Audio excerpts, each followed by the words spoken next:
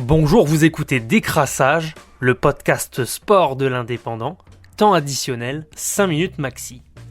On commence ce numéro de Décrassage avec une triste nouvelle puisque ce dimanche, c'est un grand champion de sport mécanique français qui nous a quittés.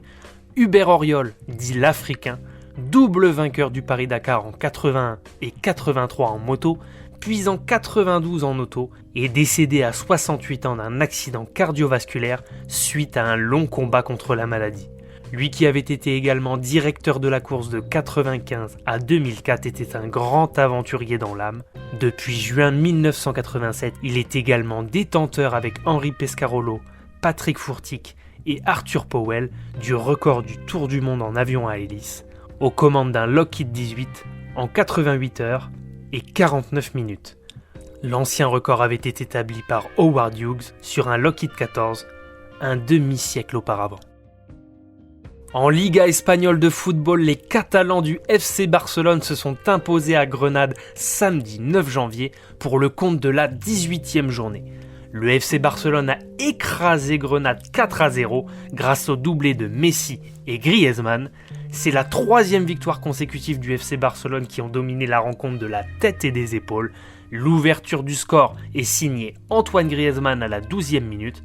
Un but litigieux, l'attaquant français était en position de hors-jeu au départ de l'action, mais vraisemblablement remise en jeu par le contre d'un adversaire. S'en est suivi un véritable festival de Léo Messi avec une lucarne magnifique à la 35e, un coup franc magistral à la 42e, soit ses 10 et 11e buts cette saison qui en font le Pichichi, le meilleur buteur du championnat espagnol à l'heure actuelle.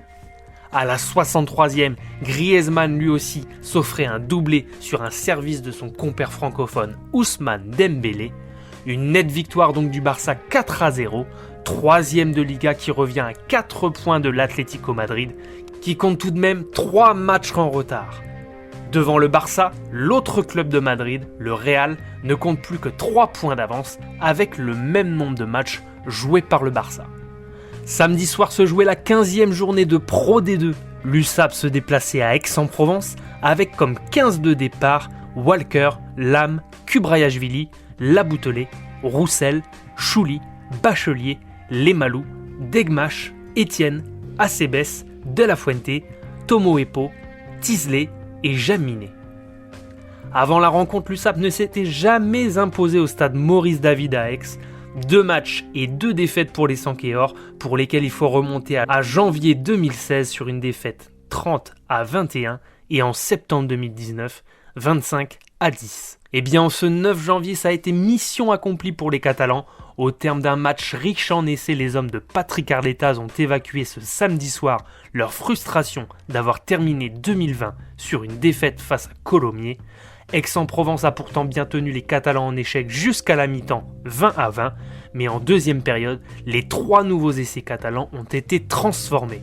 L'USAP s'impose 41-34 à l'extérieur.